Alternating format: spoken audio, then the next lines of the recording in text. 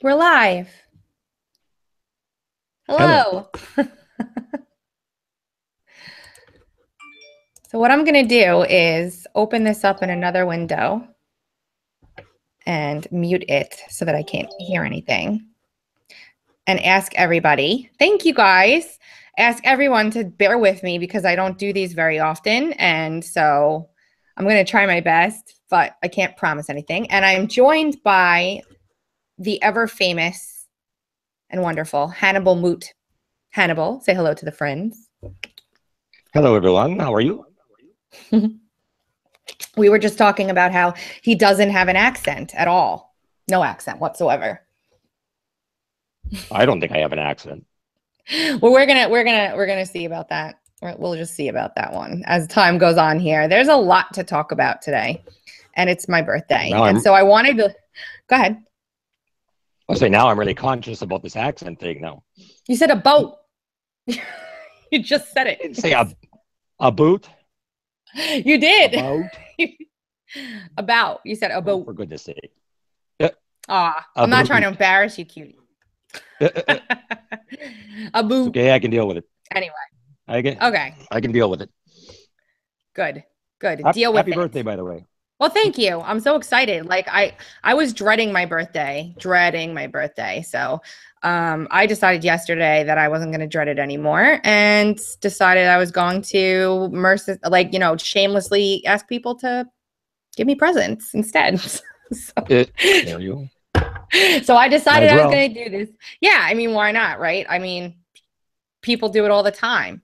So I figured why not do this little thing where, people, if they want to send me like a Patreon thing or like do some kind of PayPal one-time donation for my birthday or like give me some kind of secret information that, I don't want information that nobody else has, but I love some like tips on things you guys have researched and found that no one else really knows about.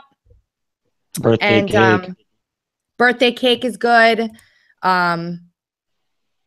Anything of that sort. But we do have a lot of stuff to talk about, and we're hoping that Matt will join us soon. Yes. He's supposed to be here now. Yeah, he's supposed to be here now, but that's okay. I'm going to just tweet this out real quick. And I'm going to share my screen too, which I've never done before, but let's see if we can't go through some of this craziness that's been happening together. We've never done like a research session together before, so that's going to be interesting, but I want to ask you a couple questions before we get started on that. So tell us about yourself, because I've read your work and I've shared the heck out of it. And I want to know how you got started doing this. And then I also want to know how you got involved with like Matt and his team. And then I have a couple more specific questions in regards to Gucifer. So start. Well, I started off doing more satire, actually. I started off with it's still around. I just haven't contributed to it much. It's called The Flaming Hetero. So it was all just, it's mainly pictures that I just doctor, and every time I think of something stupid or that type of thing. So it's basically, it's intentional fake news. So it's you can find it on Tumblr. I think it's still on Facebook. Oh, it's all over the place. If you search The Flaming Hetero, you'll find links for it. It's just goofy. And then I put the pictures out whether they worked or not. Some are really funny. Some people hated. But I decided to just go with whatever it was that I thought of at the time. And then when the election came around, it was hard to kind of keep that same sense of humor. I started getting into the politics. So then I started my Bull Truth blog and kind of got more into that. And wrote my stories. I think that's been going since last year, probably March or so, the blog.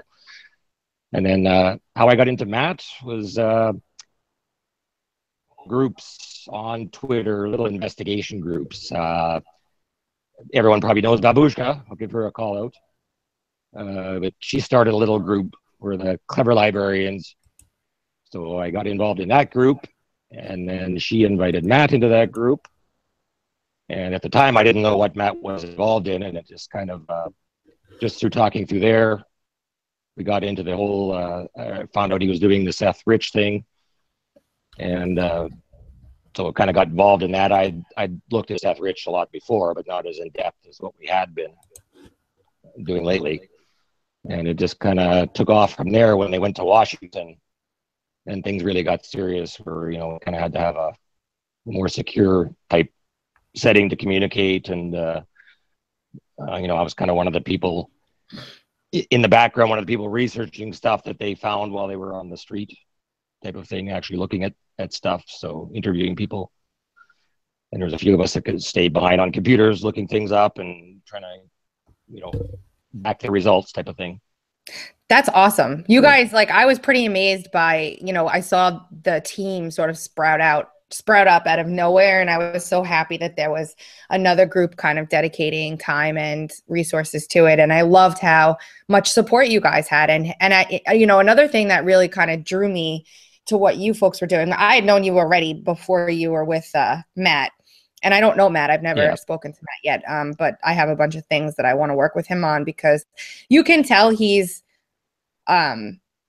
cares about what he's doing, and he just seems like a really good guy, and that's really hard to find. Like, you could just tell sometimes about people when they're good people, when they're not good people.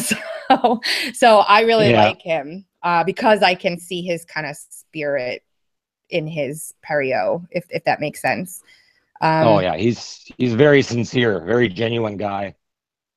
Great to get along with. We have a lot of fun too. Kind of in the background, you don't always see it a bit in his chats and that. I'm kind of in the comments. Yeah, he just seems like he really he seems like a really cool guy. Like, he seems like fun to hang out with and stuff. And he seems like he's late a lot, but other than that, apparently. But that's okay. I mean, some of the things that really stuck out to me, I did follow along pretty closely while you guys were doing your thing. And one of the things that really stuck out to me about it was the medical examiner actually telling you that he was going to give you something, which I don't think materialized as of yet, correct? He did. It wasn't an actual document that we were hoping for. He gave, it was more of a text statement reply back to Bill, the private investigator. So we were pretty disappointed in that. And all he said was cause of death was gunshot wounds. That's basically it. Wow, thanks. So it crossed my mind that maybe we shouldn't have even said anything until we got the results back. Like, I wasn't sure if maybe he got a call saying, "Hey, don't you give these guys anything," type of thing, before he sent that. Yeah. So it's possible. I don't know. But because it sounded like we were going to get more than what we got. And all of a sudden, all we got was this chat reply. I didn't expect anything else. And, it's okay. You know what I mean? It's okay. That happens. You know what I mean? It's just, I didn't expect anything else, only because they're in the middle of a investigation, and they have not released that at all to anybody. And, the whole thing is just a mess. And what other stone is there to turn over? You know what I'm saying? Like, haven't we kind of gotten to the end of the loose ends, so to speak, or is there more? Oh no, actually there's more. We had Matt had a very good, interesting meeting yesterday with someone I'd spoke to before too, and we just kind of got back with let's say these people. So we found out a lot more that kind of changes things a little bit. It changes some of the angles that we had, and it confirmed other angles that we knew. So there will be some more interesting information coming up. It's not over yet. That's really cool. Yes, and it's a very, very credible source. Much more than I even thought, than I even knew that this group was, or this person that I spoke to was. I didn't realize the credentials behind this person. That's quite the teaser. Yeah, it's so yeah, don't go away yet. We got more stuff coming, that's for sure. Oh, I'm totally, eyes locked on you guys for sure. And there's so many other things like to do. I mean, you know, outside of Seth Rich, but I think Seth Rich obviously is the key to a lot of this. Even if he did not provide the WikiLeaks emails, like, let's just pretend there's a reason why this gentleman was killed, and we're going to figure it out. So, you know, I just feel like he was the one who provided the WikiLeaks emails, but you know, there's no way to know any of this stuff. And I'm so excited to see what you guys have. That's amazing. I'm going to just I'll totally, you know, get that information out to whoever I can anyway. Even though YouTube has literally slashed like 300 people from my channel. I was like teetering at 10,000 forever. And then now I'm like back at like 9,700 because they've decided to just get rid of everyone, like 300 people overnight. So yeah, I think there seems to be a lot of social networking games going on. Matt noticed that even the other day on Twitter. I mean, he gets hundreds and thousands of comments and replies and everything a day. And one day there's like nothing. He's going, what's going on here? You know, is it just a quiet day or what? But you know, so I don't know what kind of games they're playing, but it's just it's not good. Hey, somebody just in the chat just asked if you were Canadian. Told you. Someone. I don't know what kind of accent you guys are hearing. Canadian accent. Sound the same. I sound the same as Tracy. I don't think so. I'm sticking to that. I'm sticking to that. Oh, goodness.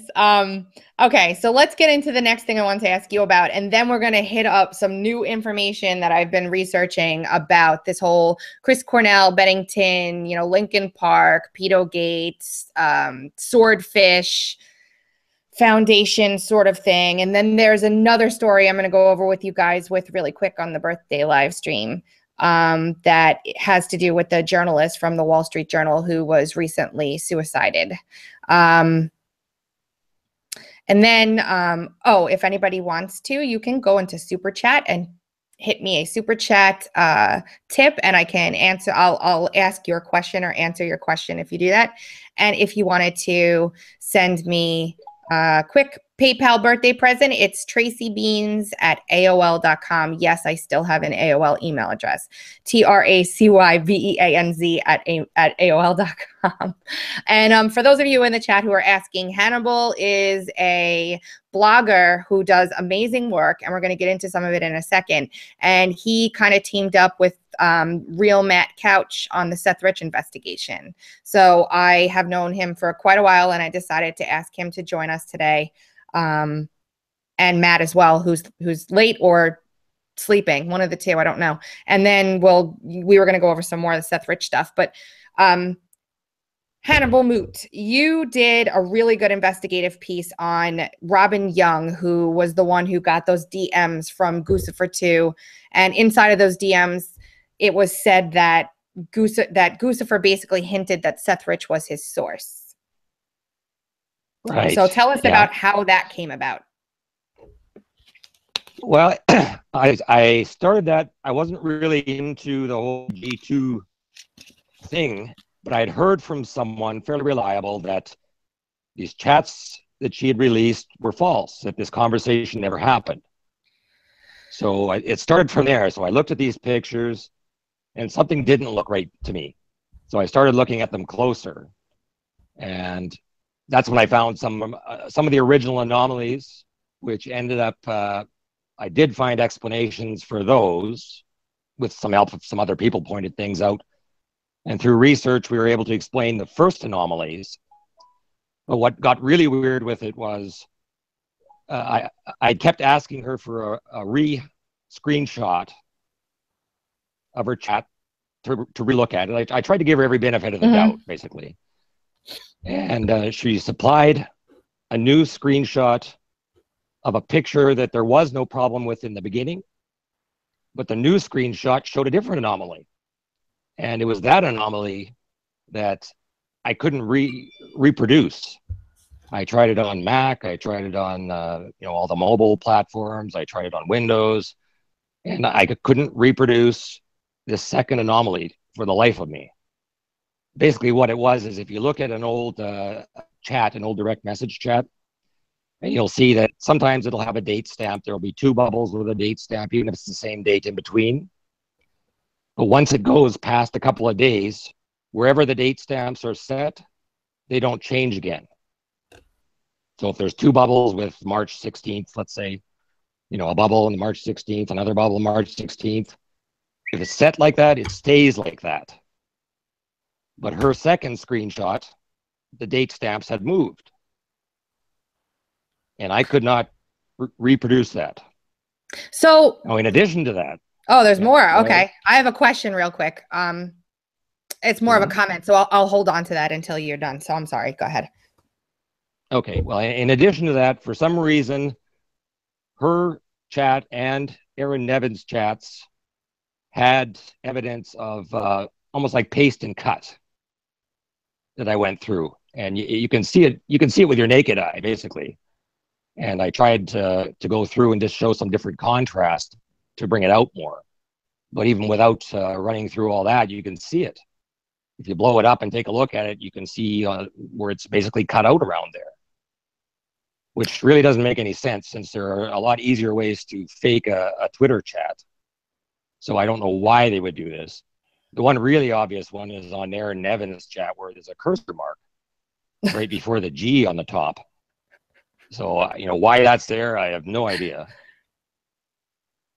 You know, all I was trying to do with this, because, you know, Adam is a G2 guy. Adam Carter. Yeah, I mean, he's the expert, bar none. So I wasn't trying to prove anything about G2. All I was trying to do was show that there's signs of manipulation in these two conversations.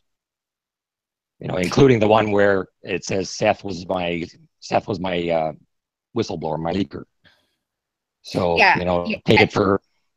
I don't understand a couple things about that whole, I don't know, does anybody, do you guys, I'm going to ask a question real quick in the chat. Do you guys remember the Robin Young Twitter DM thread where she basically says that, you know, she had this long relationship in quotes with Gucifer too, who said that who said that Seth Rich was his source for the WikiLeaks emails? Well, you know, this was a problem for me because you know that Gucifer 2, thanks to the good work of Adam Carter and G2 Space, we know that Gucifer 2 is not a real person. He was kind of a plant to make it look like WikiLeaks got their information from a hacker from Russia. So the fact that Robin Young came out saying, I know this guy, we had you know, long conversations about life and love, and I felt, you know, she basically said like she had feelings for him, and she had this long conversation with them, and then Hannibal ended up looking into those DMs that she released and found a whole bunch of anomalies with them that just raised lots of questions about their validity. So I was following that very closely, and, you know, a lot of things struck me as odd about it. Number one, she has Gucifer 2, and he's kind of like professing his love for her, and, you know, he's giving her bits of information that he, you know, probably doesn't give very many people.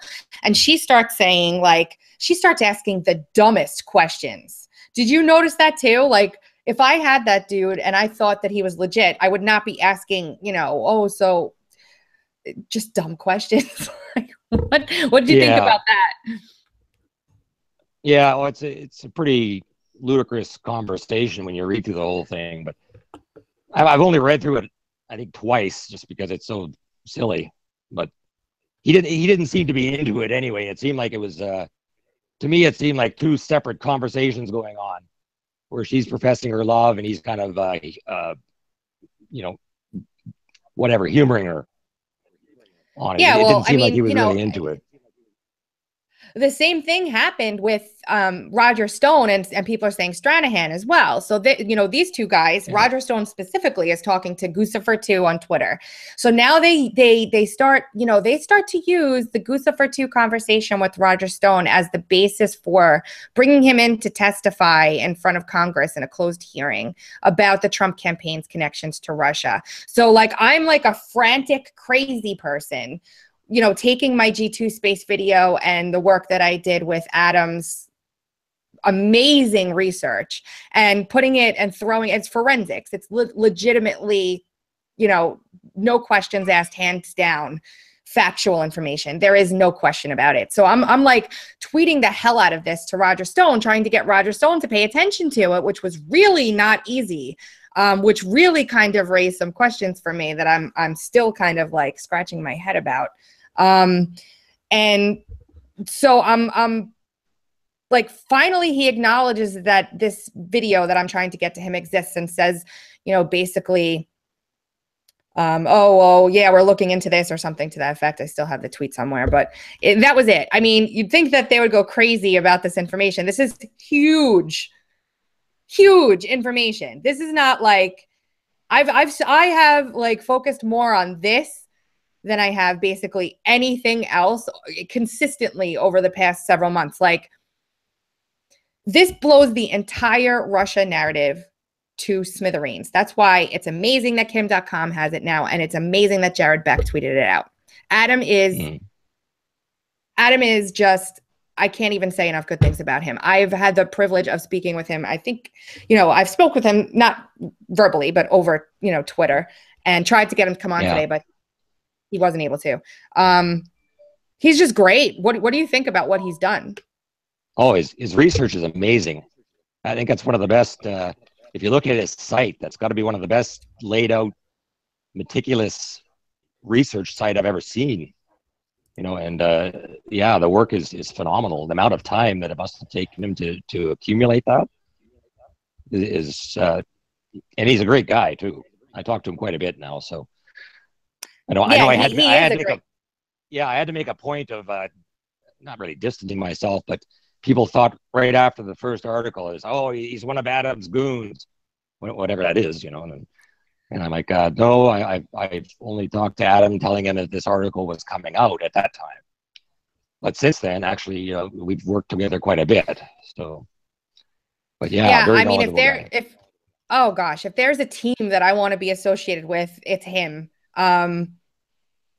Just amazing. Like, I could spend hours going through the information on that website that he's got. If anybody doesn't know, I would totally spend the time to check out G2 Space, because there's so much information there, so many theories. And when they are theories, he tells you they're theories. And then when he knows that something is most likely legitimate, he'll say, this is why. Like, it is just such a well done body of work. He deserves more attention than he's getting. And I've made it a mission of mine to kind of get everybody's eyes over there. I'm still a little small fish, but I've been really like screaming as loud as I can about G2 Space and what he's done with the Gucifer 2 thing. And, you know, the reason why it's important that Jared Beck gets this is because if you guys remember when I did my video about the DNC lawsuit, and I read the whole, basically the whole, what's that called? The paperwork that they send out, the, whatever they're using to base the lawsuit off of. I'm blanking. Do you know, Hannibal, what that's called again? What they use to base the lawsuit off of? Yeah, it's like the paperwork they file that explains what the lawsuit's about. I can't remember the name of it. I'm old now, so. The filings? The legal filings? Yeah, the legal filings. Yeah. I'm not sure what word you're looking for. Yeah.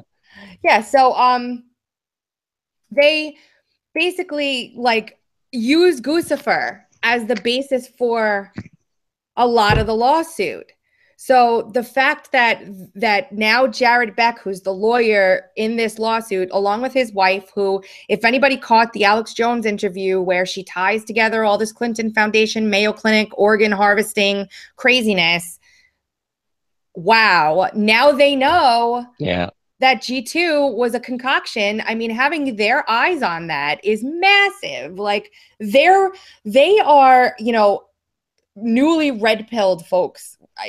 They're newly red-pilled folks. So that was a powerful video. What bothered me, and tell me, you saw it, right? You watched it? Oh yeah, that was right after that is when we started promoting Protect the Becks hashtag. I think I actually got it from you. Yeah. So that could be. Yeah, I did get it from you, actually. I was sharing it with everyone, so. Yeah. Well, I put alerts on your tweets now, so I get everything that you say.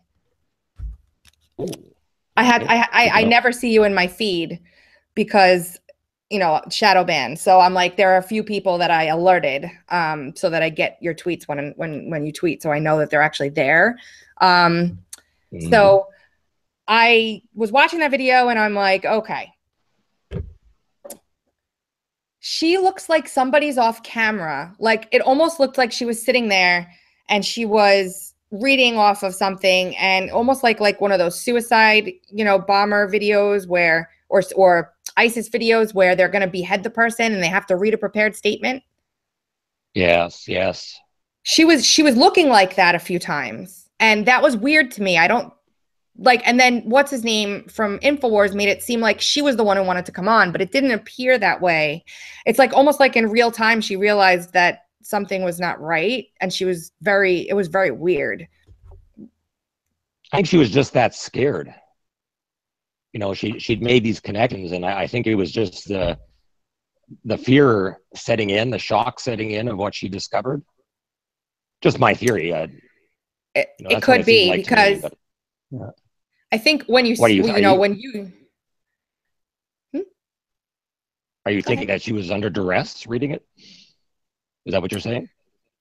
No, I mean, no, because why would you read something like that under duress? It doesn't make any sense. You're just further endangering yourself, you know? So no, I don't think that necessarily. I just feel like there was something not right about her. Like her eyes just weren't right. Like something wasn't right about her. I don't know what it was, but it was just strange to me. The information seems to be very good. You know, a lot of people came to the defense immediately of the Mayo Clinic, who does a lot of good work for a lot of people. That I agree with. You know, there are a lot of organizations that do a lot of good work for a lot of people that are also doing things that are not so great for a lot of people as well. I started delving into that whole Mayo Clinic organ harvesting sort of connection. And that also stemmed from the work that I did regarding Meridian and the lawyer from the Trump meeting. So much. Yeah. What did you look into that meeting at all, or have you been kind of like stuck on Seth Rich for a while? Yeah, I've been pretty stuck on Seth Rich, so I'm trying to catch up on a lot of the other news. Yeah, there's a lot of go stuff. Ahead, fill me in. Okay, yeah, great. Yeah. You just sit there and I'll just keep talking like yes, carry on. No, it's very interesting. I've been doing this, like, I've been an activist since 2001, and I used to have a show and all kinds of stuff. And I used to do, you know, my show, and I'd have guests on all the time because I could never figure that I would be able to talk for more than like, you know, 5 minutes at a time without stopping. And now there's so much information that I could literally talk for like an hour and not stop. And I feel like a freaking motor mouth, and I'm sorry. I apologize for talking so much. No, it's great. I always learn something when I'm watching you. Whether I haven't seen any live videos of yours, but your taped ones that you upload, I always learn something or a different angle. You know, when I watch, like even now, just listening to you talk about that video, like you're giving me different perspective on that I never thought of watching that back video. Like, you know, I just attributed everything that she said or her reactions to just being fear. You know, but maybe there's something more to it. I never thought of that. That's nice. That's how we learn. I feel like that's like, I even watch people that I don't agree with just to get perspectives and like use them if I can. Me too. I get bugged for that a lot. What are you watching, you know, this person for? And I'm like, well, I may not like them, but I still watch them. Sometimes I still learn. Yeah. Sometimes I don't. Yep. Sometimes I learn what's not true. Yeah, that's even better. Watching someone that you know is just full of shit. That's the best. I'm like, oh my gosh, that's crazy. Yeah. Those ones I try to have just as background when I'm doing something else. So I do enjoy laughing often. Yeah. Yeah. So I won't say anymore. Yeah, exactly. We'll keep it quiet from now. But what we were going to talk about, I was going to tell you something. What was it? You were talking about the Russian lawyer. The Russian lawyer, so much information, talking too much. That's what I was saying. Then I said I was old because I can't remember what I was going to say. I still feel old because I can't remember what I was going to say.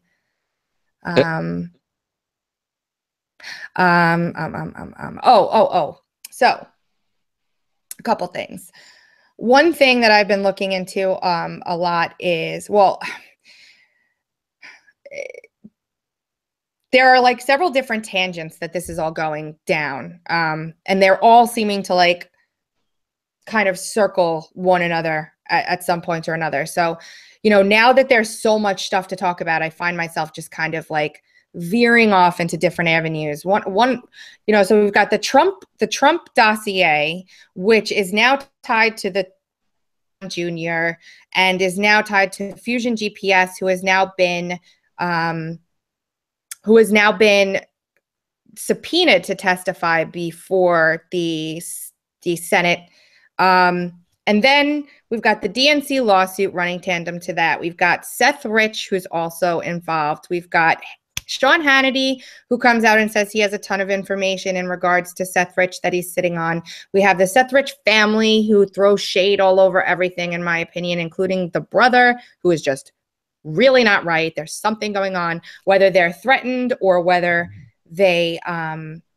whether he is trying to, like, your private investigator brought up a very interesting point in that they said his theories that he released, one of them was, you know, they're trying to uncover this big, huge scandal and we're messing it up by getting involved. Therefore, they're acting very weird to try and keep it quiet. And that was something that I thought about. You know, maybe the family knows this is bigger than them and they're trying to stop us all from doing this so that we don't ruin anything that they're trying to do. What are the chances of that in your perspective? I think very low. Very low. Okay. There doesn't seem to be anything going on official-wise in an investigation. The one you see out there is supposedly Berkman and his supposed investigation that's going on, which it's not really. So there's us. The police aren't investigating. The Rich family doesn't have any investigators out there. They shut Rod Wheeler down, who was supposed to be their investigator. So, I mean, you would think a family that wanted their child's murder solved, and you have Rod Wheeler, you know, a famous investigator like Rod Wheeler who's supposed to be working for you. Why would you have him shut down? Why would you gag him? Now, you know, and in the exposure of having Hannity. Yes. You know, does it really sound like they want to find, you know, do they want to solve this crime? No, it doesn't seem so, actually. And, you know, I had to throw that out there as a kind of possibility. But I want to ask you a question. Like, one of the greatest things I feel to come out of the George Webb Seth Rich investigation was the interview they did with Rod Wheeler.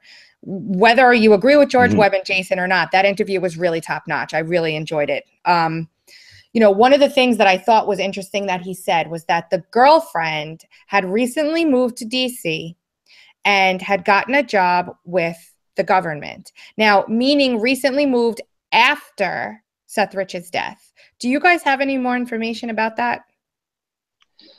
No, she was there before he died because they met at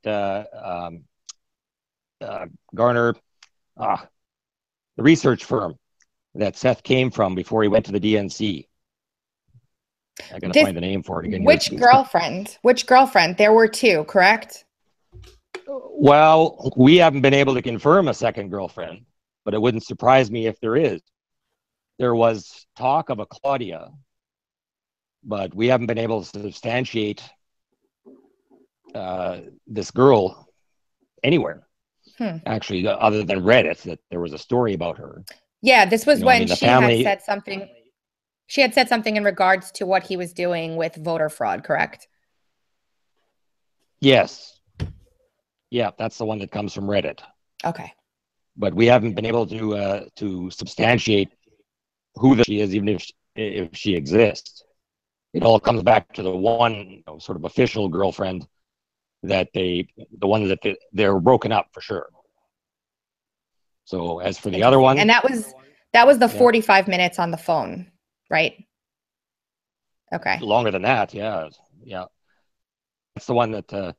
But see, that one is critical, and I don't think people realize how important it was when we broke the fact that they weren't together, because that timeline, the whole time hinges on Seth's conversations on the phone with her.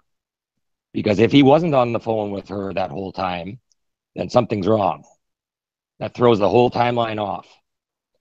And we know for a fact they were broken up. They could have been talking. I mean, they could have been fighting. They could have been just friends at that point, chatting. But if they weren't, then there's a big problem. There's a big hole in the story. Because you notice her phone conversation goes right to 4:17. He hangs up, confronts the attackers, and by 4:19, he's dead. So wow, you've got 2 minutes. There's a 2-minute period where we also know he was beaten, subdued. He's got marks on his wrists consistent with being cuffed or twist tied type of thing. So did that happen in 2 minutes? That's pretty unlikely. Yeah, so the theory is basically that one of the theories is that he was drugged beforehand and interrogated and then dumped off into the street. Am I correct with that? And then because he was drugged, he then told the cops he didn't realize that he was shot because he had been drugged. And I think propofol is one of the chemicals that kind of lends itself to that sort of scenario where you wouldn't know that something like that had happened to you. Yeah, kind of a truth serum type thing. Date rape type scenario, yeah. Well, it's a bad theory, that one. It's definitely one of our working theories. Because I said, to me, that 2-minute time period where she hangs up the phone and he's beaten, subdued, handcuffed, that doesn't make sense to me. So we really need to secure the phone records, which have never been seen for a reason. You know, I think that's one of the reasons they're being held back. Because, and even if you watch the video of the family, it's the Crime Watch video with Chris Hansen. You can find that episode on YouTube. Now watch that again and keep in mind that they were broken up. And you will see how the story really unravels, because the family talks about them as a couple, you know, being on the verge of being engaged. And you've got her talking. And she fought to keep anonymous the whole time, and her name came out. So what would be the reason for the family to be complicit unless they were just scared shitless? I don't understand that. Like, did they get paid off? Can we find a money trail of some kind that went from like somewhere to the family? Did they, you know, I know that you guys had originally Flynn Lives, is the name of the guy. I think that found the estate lawsuit, correct? Yes. Yeah, it was, him and Truth and Government, I think, came up with that. Something is sealed in that lawsuit as well. That's another thing we've kind of been tossing back and forth. Although what that was Seth's estate, because he was young, didn't have a will. It goes into probate, and Aaron had filed to expedite the probate so that basically he would get control. He would have got control anyway, but this sped it up. But there's something in that lawsuit, when you read through it, something was sealed at the same time. So now whether that was his death certificate or autopsy reports or everything, it doesn't say. You know, so something they covered up something during that lawsuit as well. So he got rights to everything involving Seth Rich's estate after that, and the debt, and the debt or whatever he had. Yeah, but it doesn't show that. We can't seem to find anywhere where he's got a lot of property or anything like that anywhere. There is lots of money in the family, and a grandfather had passed away some time back. So, I mean, it is possible that there is some inheritance involved in there somewhere. But there's some reason Aaron wanted Seth's estate expedited as well to get it into his control. Okay, so there's something in there they did in a foul swoop, basically, and so they expedited this lawsuit so they could get this done before, I guess, the shit hit the fan, is what I'm assuming. That's kind of what it looks like. You know, a couple of guys in the group had the theory that, you know, possibly they wanted to have control in case they wanted to file a wrongful lawsuit death or something to the hospital, or, you know, which is a possibility. You know, that might be too. There was some reason they wanted that sped up. Because, I mean, it could have sat in probate for, you know, a year or two, maybe. Would have ended up in Aaron's hands anyway. But for some reason, they sped it up and they hid something. What did you guys find out, or did you? I might have missed it when you guys went to, did you guys go and talk to the hospital, the doctors, or anything like that? They won't talk because of HIPAA. They still won't even confirm that it was MedStar being the hospital. Yeah, Rod Wheeler was able to somehow confirm that, you know, when he did. That's been confirmed by him, by us, by I believe Lee Stranahan confirmed that with a separate source even. So that one is not in question. I'm not sure why they still won't even admit that. You know, that right there is weird. All the things that they don't release or don't want to talk about or try to hide, it just makes it that much more obvious it's a cover-up. You know, like why would you not admit what hospital it is? You know, that part is strange. Like, that's not a... It is. Like, you know, they immediately mentioned that they were bringing Scalise there. Immediately. Yeah. You know, like, why this guy doesn't get, you know, they immediately mention, oh, he's at this hospital, and MedStar's giving statements in regards to, you know, his condition. Yeah. I know he's a lot more high profile than Seth Rich, but I mean, that probably, it just doesn't make sense. There's really no rhyme or reason to that whatsoever. I mean, they could clear so much of this up if they would just be honest.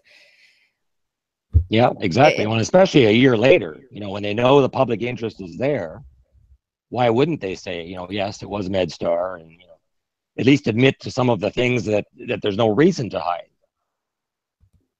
Yeah, that there is no make sense. Yeah, I mean, there's literally nothing available, nothing. Like, it's not even like it was a botched robbery that they didn't take anything in a neighborhood that they tried to make seem like was a horrible neighborhood, but really, in all honesty, is not. It's you know, from the periscopes that I watched that Matt did, it's pretty nice over there. Like, it doesn't seem like there's a high crime rate there. It does, you know, and that's the truth, correct? There's no murders have not occurred in that.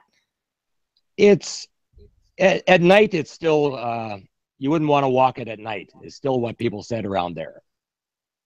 So I mean, it looked nice and everything during the day. It's not as run down or decrepit as people thought, but it still sounded like, by interviewing people around there, you still wouldn't want to walk that at night. And there happened to be, actually, the night, the one of the nights they were in DC, there happened to be a shooting right at Flagler. And, you know, it was sad. Unfortunately, one person did get killed, another injured. But we were able to see firsthand how a crime scene is supposed to operate. Because they had the whole area cleared out, taped off, you know, for hours afterwards. And when you look at Seth Rich's, you could see the picture of the crime scene. It's a tiny little area with a little bit of tape, and somebody was able to get close enough to take that picture right there, which we're still not sure who that was.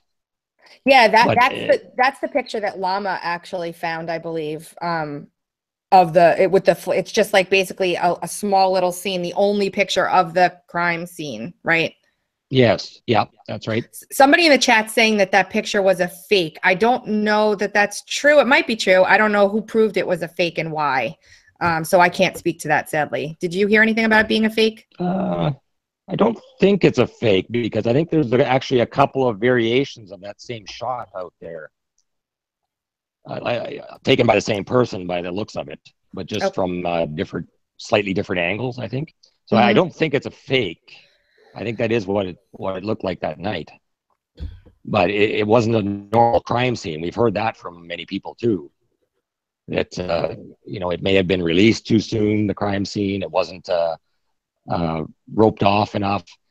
I think the first release the police put out was that it was a robbery, which is why there was no press racing down there like they would for a murder. Because he wasn't dead. So because he wasn't dead, yeah, that's true. But typically for a shooting, even the press were there the night that Matt and the guys were in DC, and that shooting happened. The press were there right away. So I think I don't know if they came just because there was a murder, or I think they came because it was a shooting. So it seemed like they wanted to keep press away that night as well. Is what it seemed like anyway. My next question to you is going to be the question of the hour and the day and the decade, because this to me is where things start to like really go down a rabbit hole that I don't feel comfortable going down, because I feel like it just once you get to the point where you ask the question that I'm about to ask you in a second, you've run the gamut now of information and disinformation. And here we go. Are you ready? Do you have any inclination whatsoever, or have you ever been able to put any weight behind the theory that Seth Rich is actually still alive? Well, I mean, we had to keep that as a consideration, but with what we know now, we can guarantee he's not alive. There was a funeral, there was a casket, there was tears at the funeral. There was a burial. We know that there was a doctor that operated on him and pronounced him dead. It's highly unlikely that he's alive. I would bet big dollars against it. Okay. So that's good to know. I mean, I just cringe when I hear that. And a lot of people have done a lot of work to prove that he is alive, which is okay. I mean, I have no problem with that whatsoever. I'm not saying that anybody who's done the work to try and prove he's alive is doing anything wrong. And it's great that somebody does that. Like a lot of times when I'm investigating something, I try to prove myself wrong. Like I'll come up with a theory and then I'll try to prove it wrong, because that's the only way to get real information, is to prove yourself wrong with whatever theory. Well, and I completely understand even having that theory.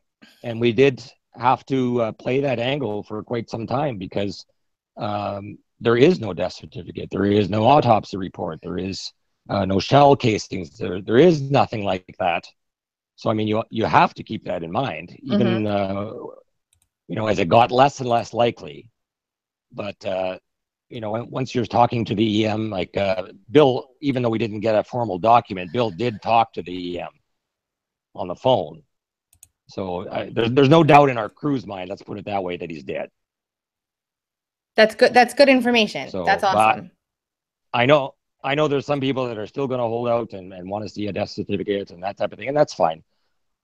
If that's what it's going to take to believe, but we have to proceed with our working theories on the best knowledge that we have, and that we're comfortable with believing, and we have no doubt that he's dead. So that's the way we're proceeding.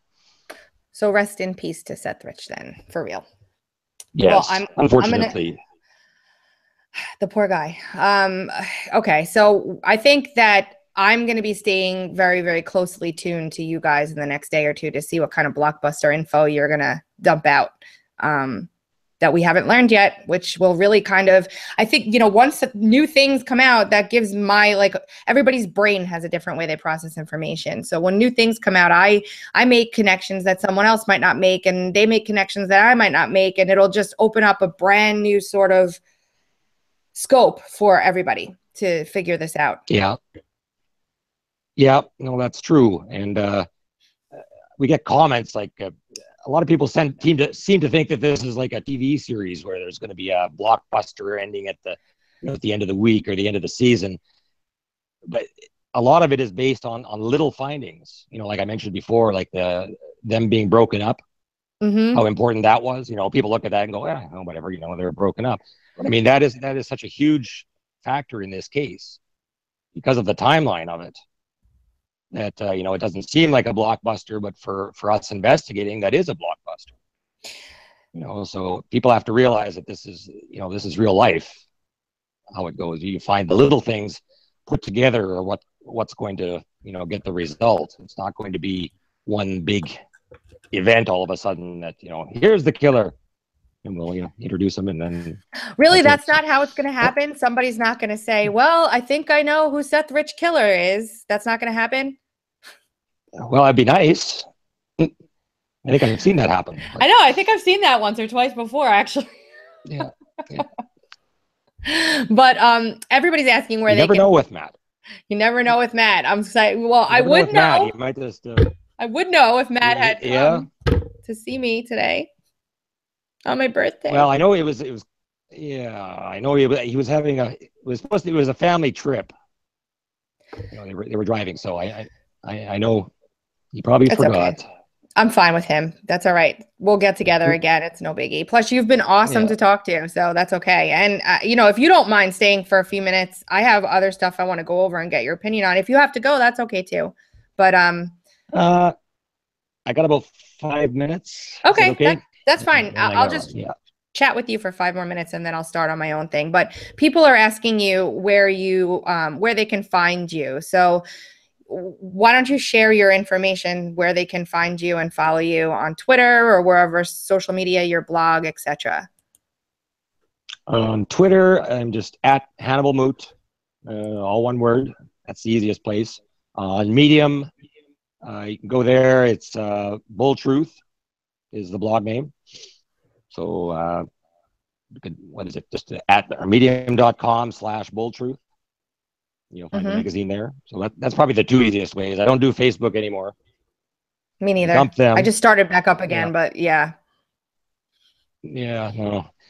Try to stay away from them now. I'm on Gab as well. Same name, Hannibal Moot, at Hannibal Moot on Gab. Cool. And those are the main ones that I use. Mainly Twitter. So if you check me out there, you'll find the other links anyway. So.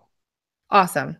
Well, I'll let you go. Thanks for spending like an hour with me on my birthday. And it's really appreciated. Always my pleasure. Thanks. My pleasure. All right. Well, have a good birthday. I will. All right. Nice talking to you. Likewise. I'll talk to you soon. Okay. See you again. Bye-bye. Okay. Bye. All right. So now I'm alone. And I do have some stuff for you guys before I go. I do have some stuff. I've never done a video of mine like this before, where I share my screen during a live stream. I guess I could take a few hints from Defango. I'm waiting for that clip to be put into some kind of video, like song montage. Every time I happen across Defango's channel, I hear my voice. It's really, really funny. It makes me laugh. So now I'm all by myself, guys. So you guys, I'm going to follow the chat, and I'm going to start to go over some information in regards to Swordfish, Chris Cornell, and Bennington. And how have those things kind of coupled together with Pedogate and Hollywood. And I'm also going to show you some interesting conversations that have been going on Twitter, and a striking resemblance that I'm not quite ready to commit to yet. I'm not quite ready to commit to this being something legitimate, but I have to show you guys because I'm sure you've seen it. Most of you have anyway, but I'll show you again. So I'm going to try and share my screen now and go through some stuff with you. So in case you guys didn't know, Chris Cornell was the lead singer of Soundgarden, and I believe Audioslave.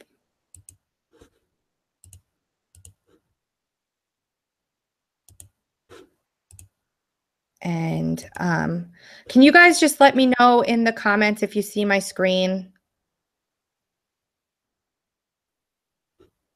Because I've never done this before. Okay, do you see my face at all? Say yes or no.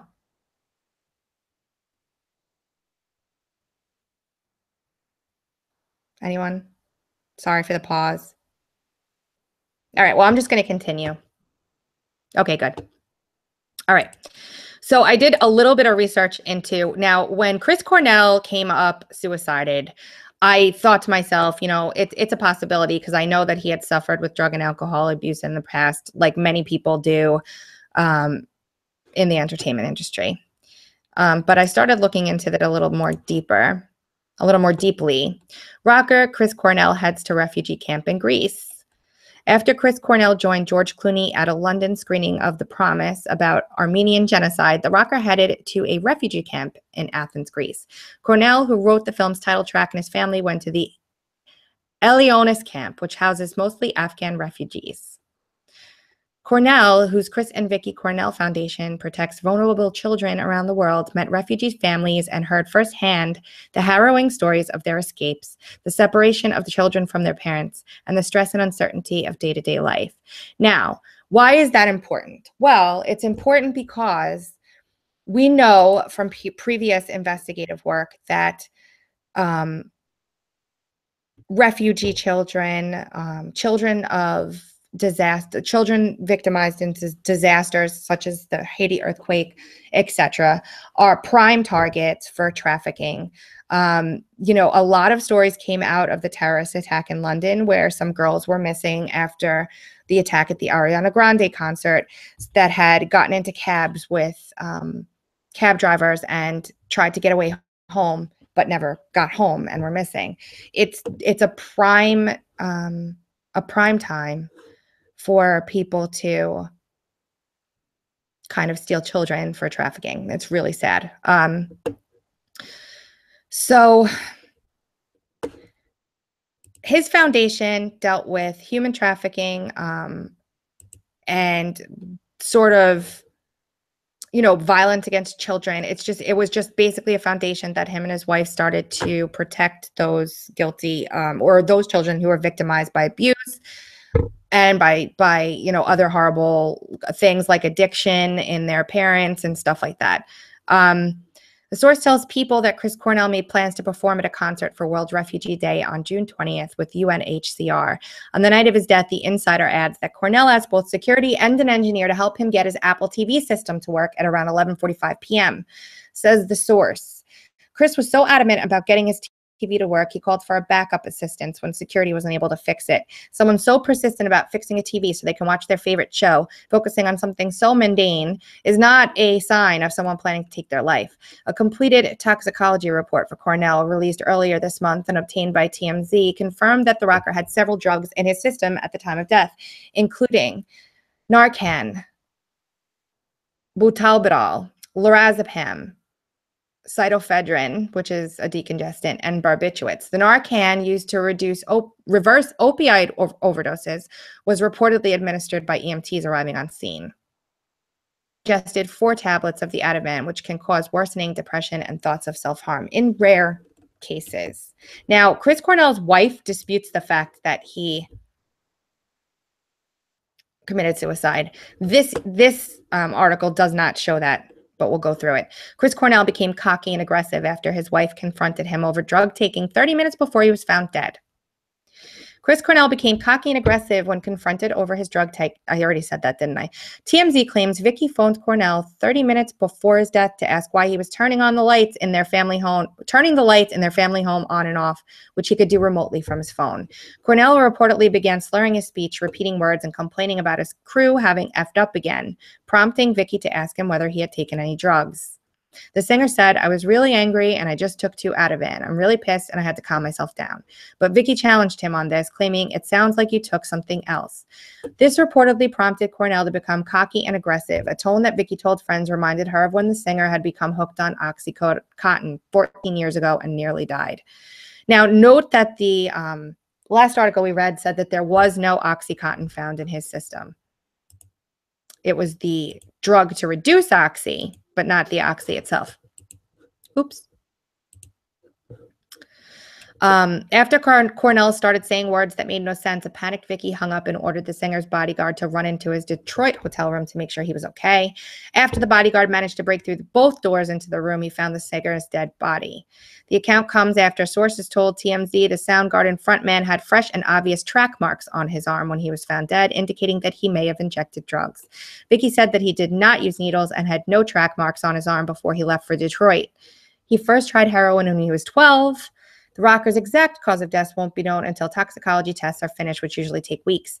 However, the new report about track marks does appear to line up with what his longtime house engineer and tour manager told TMZ about his behavior at his last show.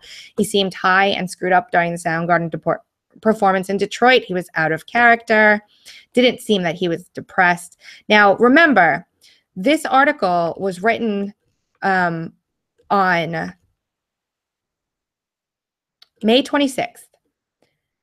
It's come out that he was apparently hung. He hung himself, right? Apparently, supposedly. Sorry, I'm checking your comments. So basically, there is a coroner's report, which I wasn't able to find quickly, that came out and said that he had broken ribs, and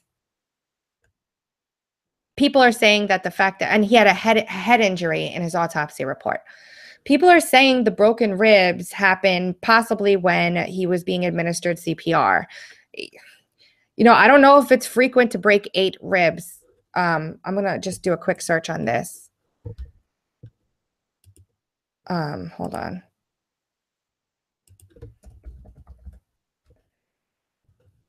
Chris Cornell. I'm using Google for a reason. Broken ribs. Here we go. Had 9 fractured ribs when he died. 9 fractured ribs. 9. Does that make any sense to you guys? Now, this is another website that I had actually pulled up originally to show you guys, all right? This website, themetalden.com, is actually really just a website about heavy metal music. I went back in their archives to take a look and see like what this guy had covered in the past. And this is like, you know, I wanted to see if he was like a conspiracy theorist regards to, and you know, and I wanted to see if he was someone who like followed along with what we do, or if he had like weird conspiracies on his website. It doesn't seem so. It really seems like it was 9 ribs now. It really seems like this guy is just a fan and a super fan. He has a YouTube channel. He has a couple of videos up about this stuff.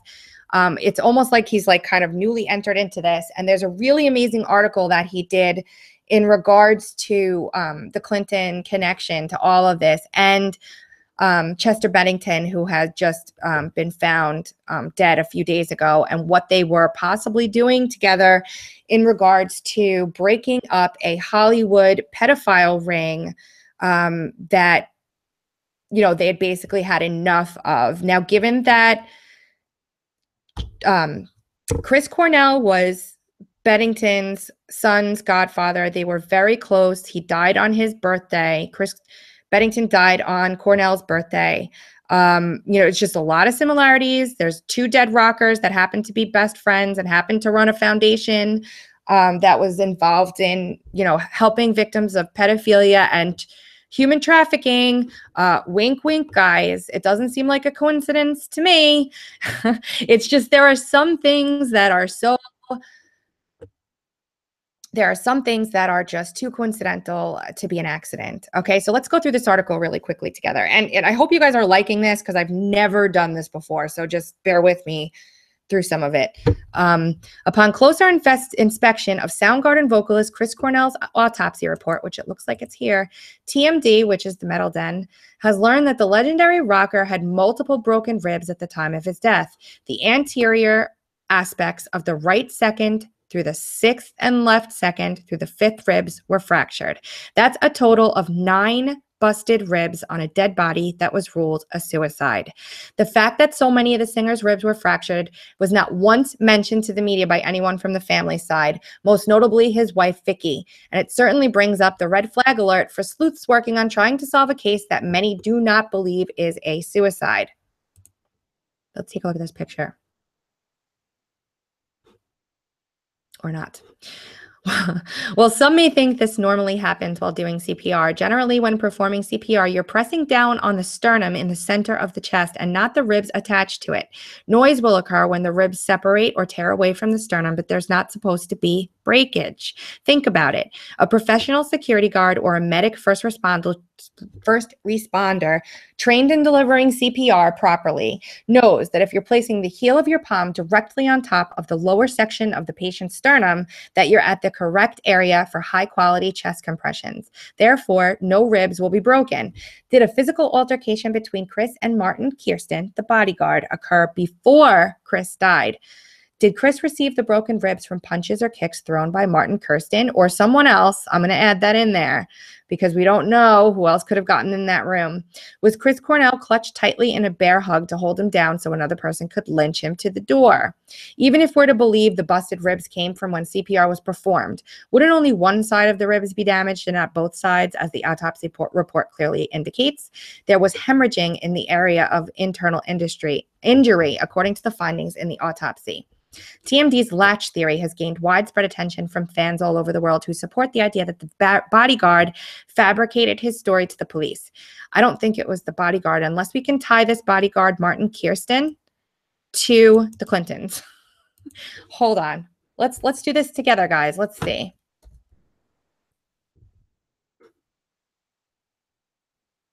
Heidi Klum. He dated Heidi Klum. Police use video to rule out homicide. Let's see something. Bear with me. This is how I do things. You're watching it live right now. Happy birthday. Thank you, guys. If I'm just gonna keep going back to the comments here. Let me know if you guys start getting bored, but I have a little bit of a rabbit hole to take you down here, and I'm kind of doing this on the fly because we're live together and it's my birthday. Read in your comments now. All right, so I'm gonna search here in the WikiLeaks emails for this bodyguard.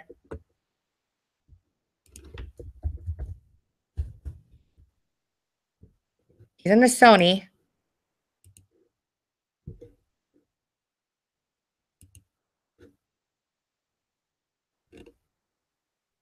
He's in the Morning Buzz. Heidi Klum and her boyfriend, bodyguard Martin Kirsten, have decided to call it quits after a year and a half of dating.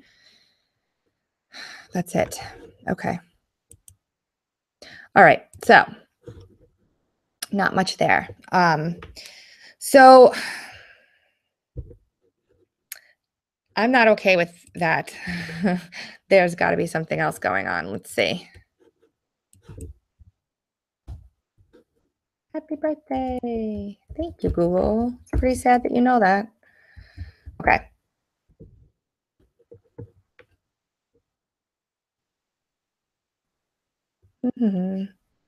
Chris Cornell's bodyguard. Is he the assassin?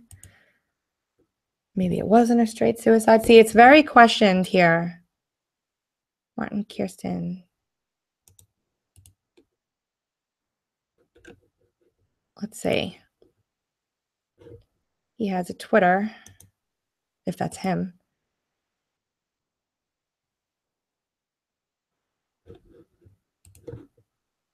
Looks like him. Oh, privated. Let's see if I can get around that by using the Wayback Machine.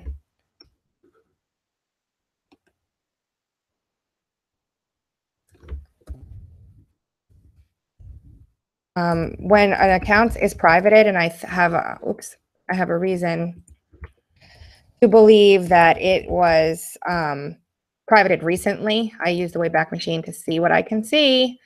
I can use archive.is as well, but let's take a look here and see what we can see. Looks like we've got a snapshot in 2014.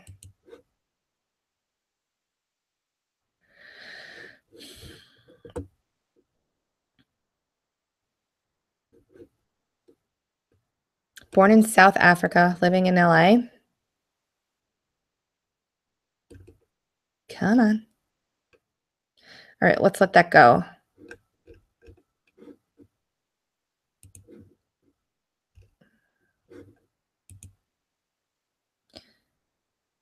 Let's see what happens here.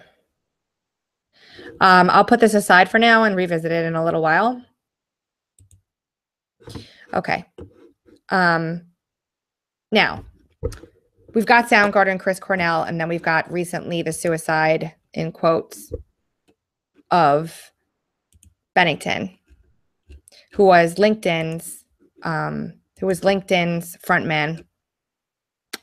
Here it is. That's what I was looking for. Good. Okay, so basically then Bennington, who is very close with Chris Cornell and who also worked extensively with Jay-Z, is found dead. Now, 4chan picks this up, and there's a lot of people that are saying that his wife made a bunch of tweets saying that he actually was not it was not a suicide, that he was murdered. I have researched that. It appears either that some people are saying her Twitter was hacked, and some people are saying that her Twitter was actually, it was print screens that were manufactured in regards to the, those tweets. So I'm gonna get careful here, because any little mistake that we make at this point in time, this early, without solid investigative kind of proof, if we start running with a theory that ends up being complete nonsense, we taint the possibility of widespread acceptance of the investigation. That's super important. So in other words, if we say, oh, his wife tweeted out that he was murdered, but she really didn't, and that's how people join the investigation and join what we're trying to accomplish here, they're immediately, especially if they're not like red-pilled in quotes, they're immediately going to stop and say, oh, these people don't know what they're talking about. I'm going to get to Swordfish. Okay? I'm going to get to Swordfish very soon. So Chris Cornell was going to expose Pedogate. So now this is what I was, I went off on a little bit of a tangent here, but bear with me.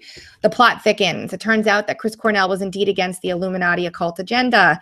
TMD has learned today from a source that Chris was allegedly going to help expose the goings-on in Mena, Arkansas, where it's been alleged that a cocaine and child trafficking ring tied to the Clintons has been operating. Let's not forget their long-known association with the perverted Anthony Weiner. Now, this guy does not do conspiracy. Look. This is why many fans around the world believe Chris Cornell may have been ambushed in his hotel room after the concert where the assassins murdered him, and the death scene was staged to look like suicide. From the song. Vince Foster, Mena, and cocaine. He goes into, like, let's read this here. Going all the way back to his start on Earth, Cornell's father came from the Catholic background and his mother was Jewish. Technically, that would make him Jewish, but he did not practice that religion. The Soundgarden frontman went to a Catholic school when he was growing up, and it didn't go so well. His mother removed him before he would be kicked out. It wasn't for any specific reason other than we asked a lot of questions. Not only did they not have answers, but it was sort of considered to be rude to ask. If someone tells you this is this, and that's the way things are, and shut up, you're a kid. In his final years, he did not follow any particular religion, but instead remained vague. He said he believes there are a lot of really cool ideas, but described himself as a free thinker and open. So many bad things as well as good things have happened based on people blindly following religion that I kind of feel like I want to stay away from any type of specific denomination or any religion, period, for no other reason than just that. The late vocalist was fully anticipating Soundgarden's next concert stop after Detroit and shared his feelings with the crowd. It's important to note that among his many charities, he supported Child Haven, which helps children and toddlers heal from abuse and neglect. Based in Seattle, Child Haven was established in 1909. The center treats over 400 infants and preschool children each year who are referred by CPS.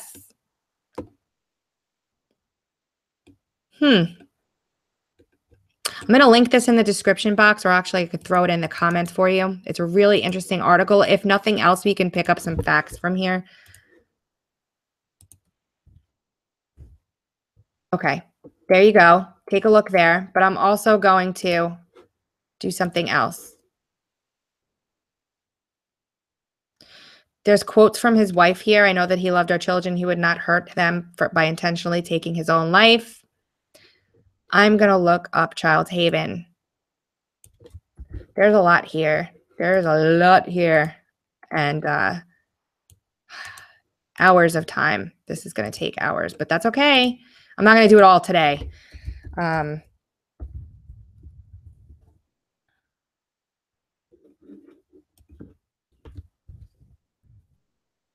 on.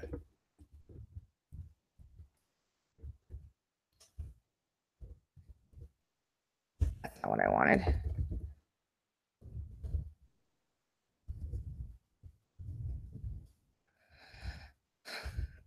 Hey.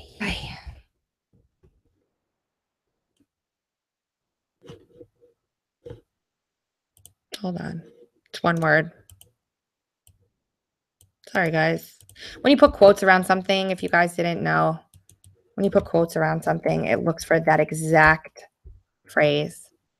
Nothing for Child Haven and WikiLeaks. Okay. Let's see who runs Child Haven, guys.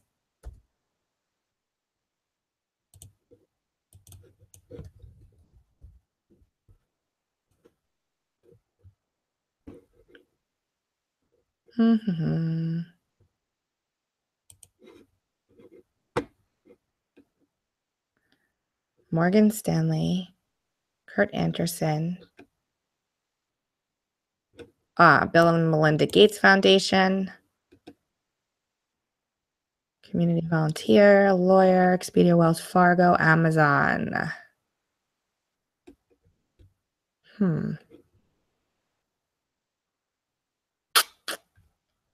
Starbucks.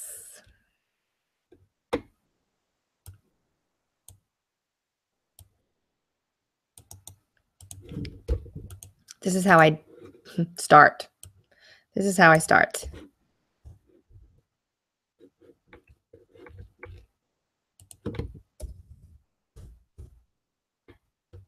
And all right, so this seems clean so far. I'm not gonna say for sure. Let me check my comments again. Pulitzer 34. Yes, I'm gonna go over that Pulitzer journalist in a second. Okay, so let's get back to Beddington. There's a lot of good information on this website. I'm going to totally go over it. I'm going to reach out to this dude too, see if he'll do an interview with me. Because why not, right?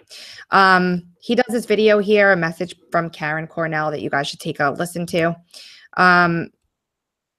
Here. So, what the? Okay, so this is metal music. So there we go with that. Now, this is what I was talking about. I'm going to go to my home page and find it because I know it will be here.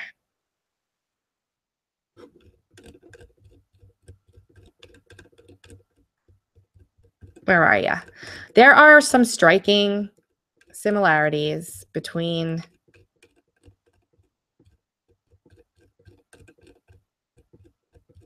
deja vu right now. That's crazy. There are some striking similarities between John Podesta and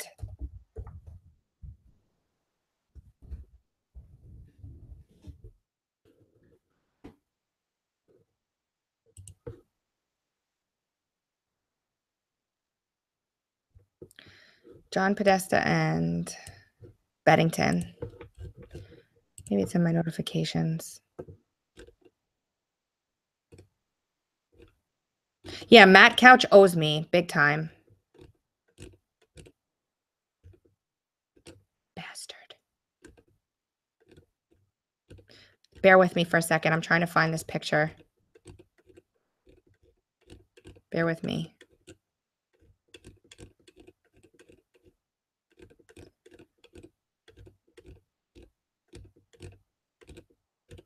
Come on. I also send myself the profile analysis for Swordfish, which we're going to go over in a second.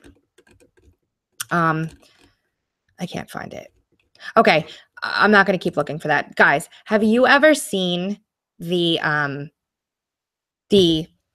connection or the pictures? Oh, there was a, okay, hold on.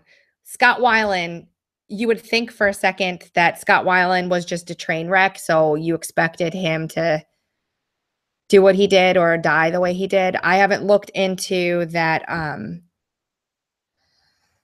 that connection yet, but my husband was actually saying that he was interested in that connection as well, because, you know, my husband doesn't really take the, you know, he doesn't really do this like I do. He thinks I'm, you know, he appreciates what I do, but he thinks I'm crazy.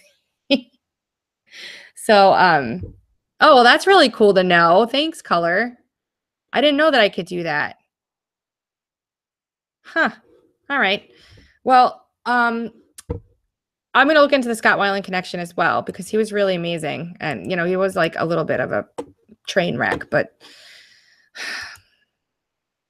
okay, back on track here. Here is a vote link that I did some research into in regards to Chester Bennington. That's the next story I want to cover. Okay, this is where I'm going to go now. So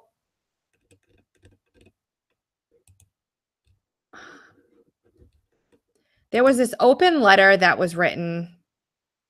I'm going to do a hashtag.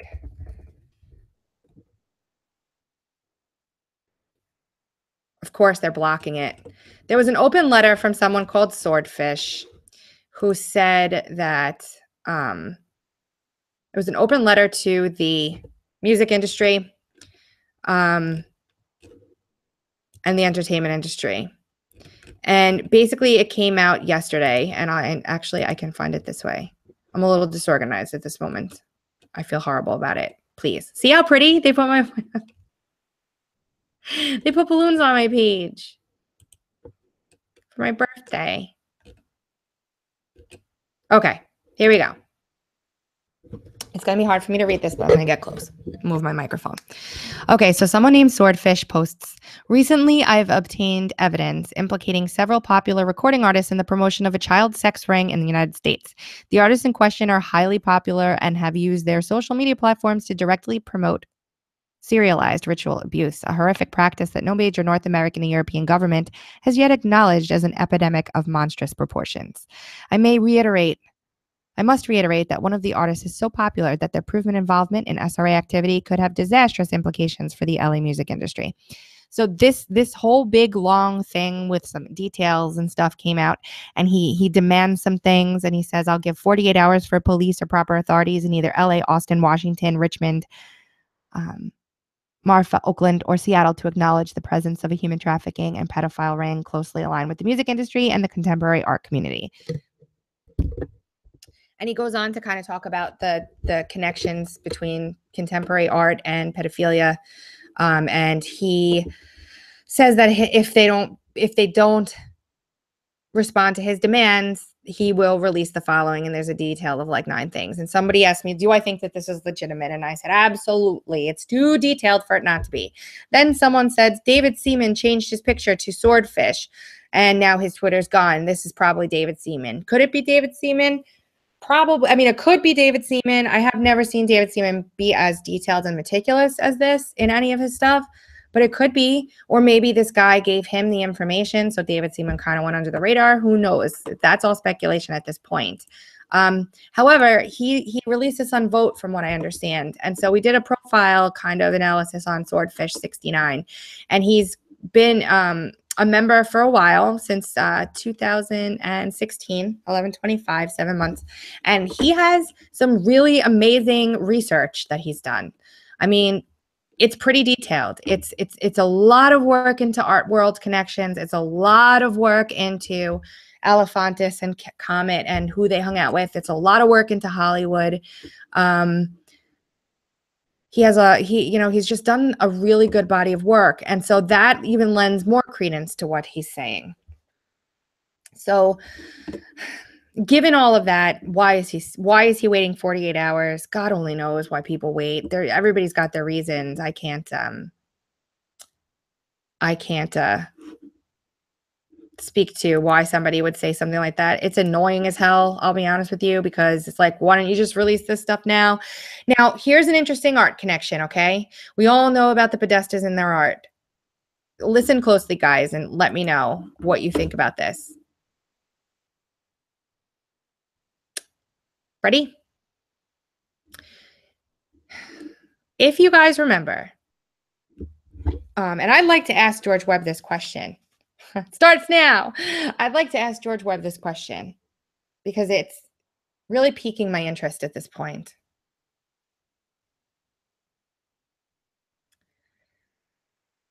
When George Webb made his video to Podesta saying if he hurt his kids, he would have to worry about his art collection. Do you guys remember that? What kind of art did he mean? Did he mean physical art?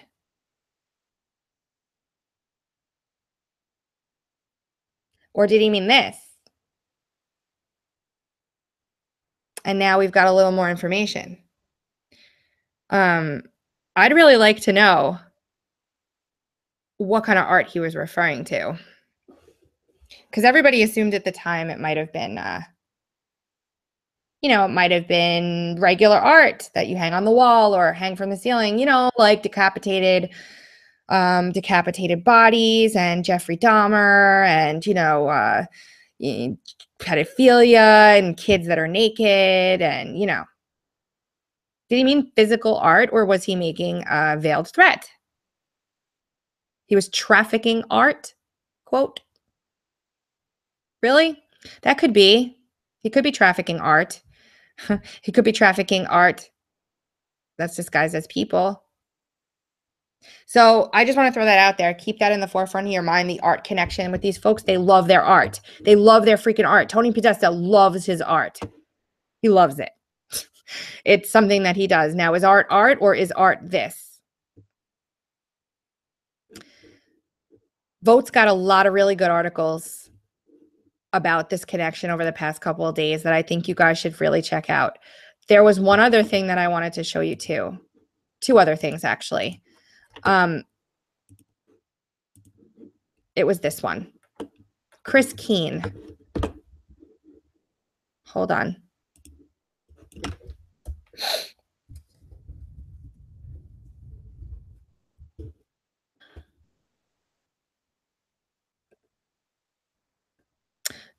I don't know who Chris Keene is. Does anybody know who Chris Keene is?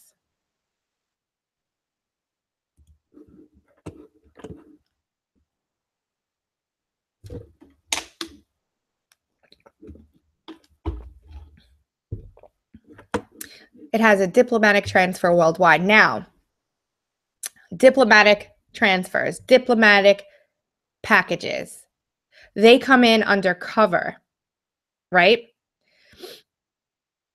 You can sell a piece of art and nobody will ever question any of that. You can trade art and no one will ever question any of that. Someone just said art is their currency. Oh my gosh. Yes, art is their currency.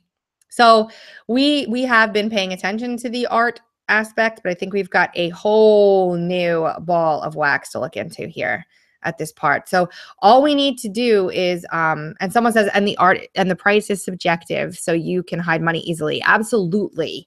Yes. So all we need to do is start trying to find connections between high profile folks and their art and where it came from. And there are bound to be countless articles because they love to brag about this stuff. And, I think that I honestly really feel like we're very close to blowing this thing wide open. I really do. I hope that this Swordfish dude is legit and he comes out with this information. I really do. I don't know who this Chris Keene guy is, but he says, so I've kept my mouth shut on this for a while due to fear of backlash, but fuck that, I'm letting it all out. Chris and Chester were murdered. I'm not buying this suicide shit for 1 minute. Anyone who knows about Chris and Chester knows they were best friends. Chester was even Chris's son's godfather. The two of them worked together in the Chris and Vicky Cornell Foundation, who helped prevent the sexual exploitation of vulnerable children. Chris also worked with the Clinton administration on a CPP services out of Haiti that was later found out to be a human trafficking ring. Several journalists who tried to break that story died suddenly. Rumor has it that these men had acquired a list of people in the mainstream media, the government, and acting world who were involved in this human trafficking and pedophilia ring. Chris apparently was about to blow the lid on this. Coincidentally, shortly after he's found dead, fast forward to yesterday, in almost the exact same fashion, his best friend Chester Bennington is found dead. The exact same way as Chris was. Something's not adding up here, people. If Chris hung himself, then why does the autopsy report show that he had head trauma and 9 cracked ribs? Anyone who knows anything about singing knows that with 9 cracked ribs, it would be impossible to perform, thus making it impossible to have performed the night of his death. These are the signs of a man fighting for his life. The Illuminati is real, people. Don't let them fool you. Yeah. Let's find out who Chris Keene is. I'm not like big into music anymore.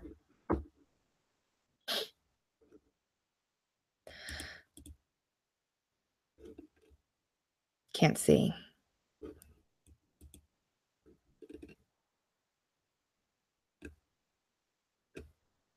It's not him. I'm gonna have to find this on my own time.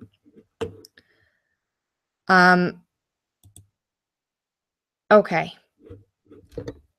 I'm not done with this. I'm not done with this. Trust me. Trust me. I'm not done with this. I'm going to keep going on this thing. There's a lot here. I trust me. Thank you guys. Thanks. Thanks, Alice. There's a lot here, like a ton. So it's a whole nother rabbit hole to go down. I'm happy to go down it. I have done research on this in the past, and I do have that research, but I was never able to concretely tie it in a bow, so I never released what I had. And again, I'm just basically searching publicly available information, just like you guys. The autopsy report is, I opened it, I believe. Hold on.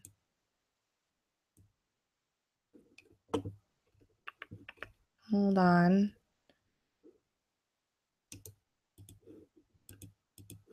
Here it is. Wow. They released his. They released his autopsy.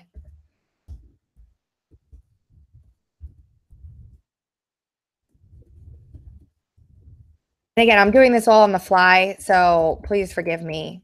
Usually my videos are a lot more well put together. But there's the autopsy report here. The decedent was found partially suspended by a resistance exercise band in his hotel room by a security guard. The security guard had to kick in the decedent's locked hotel room door and locked bedroom door. Found the decedent on the bathroom floor with the resistance exercise band around his neck, which was looped around itself using the resistance exercise band handle. The opposite end of the resistance exercise band was attached to a metal clip device, which was placed over the top of the bathroom door.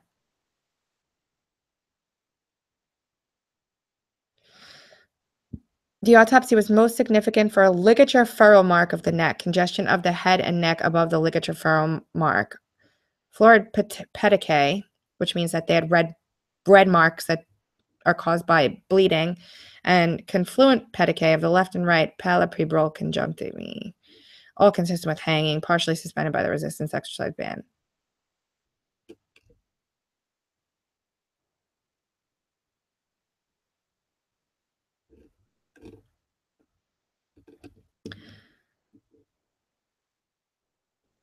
Facial hair consisted of a brown mustache and partial beard, blue hazel iris. The teeth were natural and in a good state of repair. There were no masses discernible in the neck.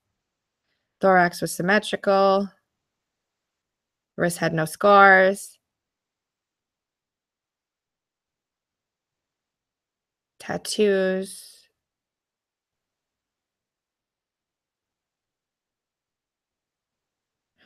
The soft tissues and muscle of the chest had multiple foci of hemorrhage. The anterior aspects of the right second through sixth and left second through fifth ribs were fractured. Huh. This is really interesting. Really interesting. The larynx and trachea were unremarkable.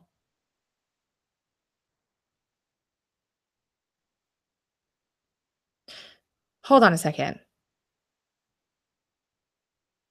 The larynx and trachea were unremarkable. Guys, if the larynx and trachea were unremarkable, how did he die by a hanging? Wouldn't he have had to sever his windpipe? That doesn't make any sense whatsoever. If he was trying to hang himself, there would be damage to his trachea. That doesn't make any sense. It says it right here. Hold on. The larynx and trachea were unremarkable. But he rules based on the circumstances surrounding his death and the autopsy findings, the manner of death is suicide. He doesn't say suicide by hanging. Oh, it is my opinion that death was caused by hanging, but why? That doesn't make any sense whatsoever. What the hell is making him say that? A ligature furrow mark of the neck, congestion of the head and neck above the ligature furrow mark. Hold on.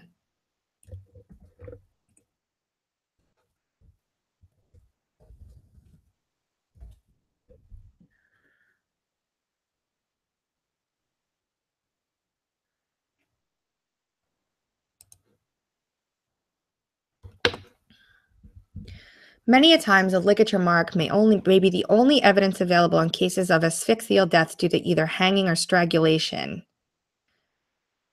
A thorough examination of the mark and analysis of the information provided by it is therefore a must to arrive at the most probable cause of death and differentiate between hanging and the ligature strangulation. Hanging is asphyxia due to constriction of the neck as a result of suspension in such a manner that the weight of the body or part of the victim's body pulls upon the ligature. The factor of suspension differentiates hanging from strangulation by ligature, the later being caused by the application of a ligature to the neck in such a way that the force acting upon it is other than the weight of the body. Exactly. Both in hanging and ligature strangulation, a ligature mark may be produced by local damage to the skin of the neck due to the pressure that may be associated with an additional lateral rubbing action resulting into associated abrasion. This ligature mark on the neck is of crucial diagnostic importance and requires detailed inspection with regards to its course, depth, and width. Sometimes the groove retains the pattern of the ligature material, as for example, a spiral weave of a rope. Vice versa, the examination of the ligature material is an indispensable part of the autopsy. The ligature mark appears as a furrow whose direction is determined by the point of suspension. Depending upon the duration of suspension, the furrow is initially pale or yellow parchment-like area with a rim that is congested with slight punctiform hematomas. With time, the furrow dries and becomes brownish. The narrower the ligature and the harder its material, and also the longer the suspension time, the more detectable the ligature mark is on the skin. However, for record purposes, the contrast between the reddish and paler bands of skin can be accentuated in a properly taken photograph. The line of congestion or the hemorrhages which may be seen along the course of a furrow is of interest with regards to its significance. Now, canting or sloping, it doesn't say anything about any of this stuff.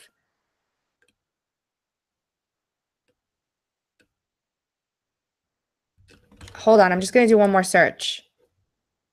If I'm boring you guys, let me know, okay? Sorry. I'm going to do one more search here. What causes death when hanging?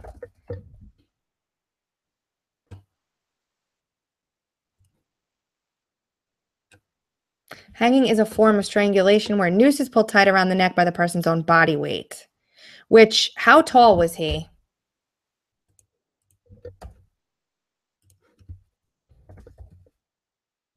Hold on.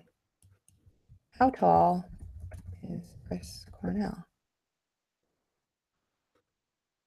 6'2". How tall is a standard bathroom door?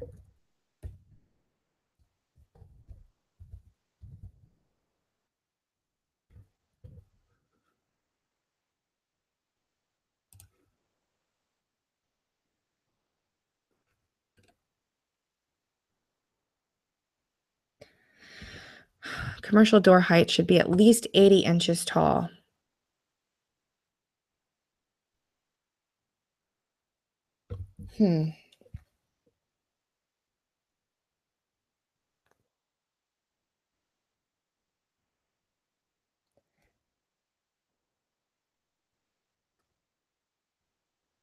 That would mean that there were 6 inches between his feet and the floor if he was literally at the top of the door. Does that make any sense to anybody? Could that be possible? I'm just trying to figure out if that could be possible. Like, he could put his tippy toes down and still be touching the floor.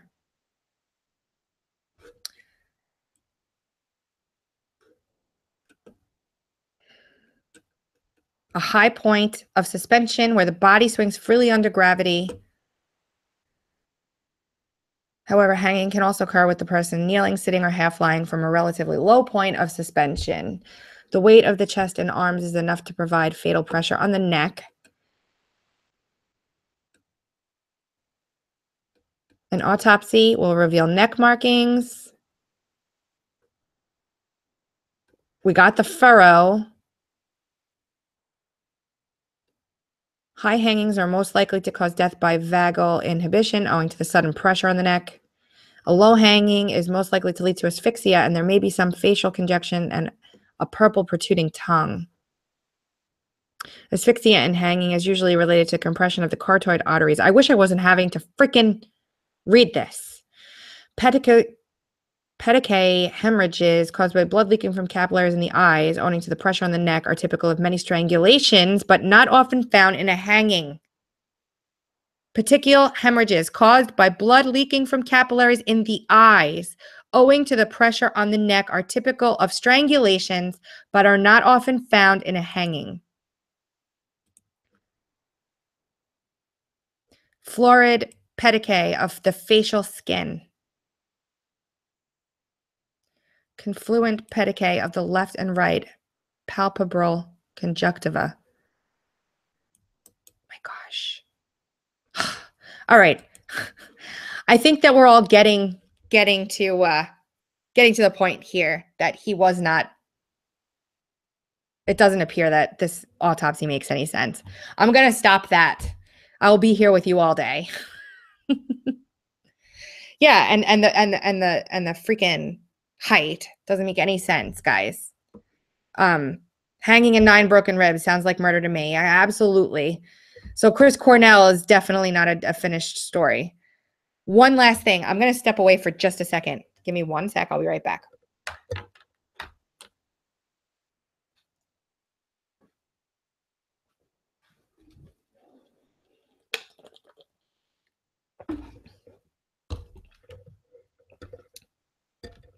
Okay. I want one more story, and then I'm going to say goodbye to you guys. Petechia. Right? Sorry about that. I've heard them called petechiae. I don't know why. But petechia. Okay. Petechia. I got it. Okay. Where was it?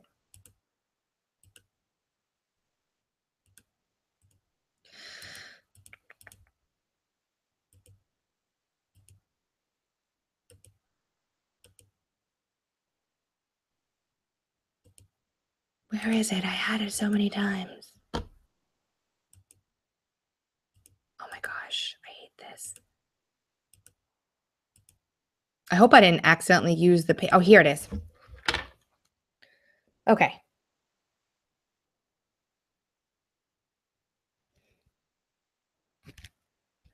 Pulitzer Prize winning reporter asks Russia for Clinton information. 2 days later, he's dead. Oh no, this is Saoirse Fowl. I'm not going here. Not going here. Sorry, guys. I was going to give you another story, but I just realized it was Saoirse Fowl. Not doing it. Okay. So listen, if anybody would like to leave me a birthday tip, please feel free to do so. Obviously, we've uncovered a lot of stuff today on this live stream for my birthday. My PayPal is Tracy Beanz, TracyBeanz at AOL.com. I really appreciate you guys. I am 37 years old today. I'm actually going to stop sharing and show my face. So I'm back. I'm 37 today, and I have a lot of work to do on this stuff that we just started looking into. And I just want to say that I have had a really rough year so far, and you guys have been kind of my saving grace. I throw myself into this stuff, and it really helps me to kind of deal with other things that are going on. So I really appreciate all of you, and I'm really excited to continue doing this, and I want to grow. I'd really love to be able to do this full time. It's a dream that I have, and it's just something that I really, really want to do.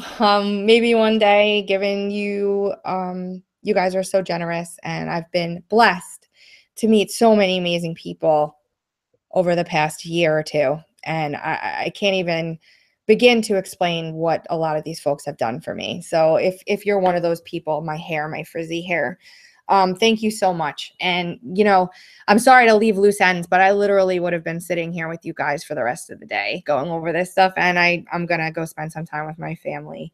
So I'll get back to this. You know I will.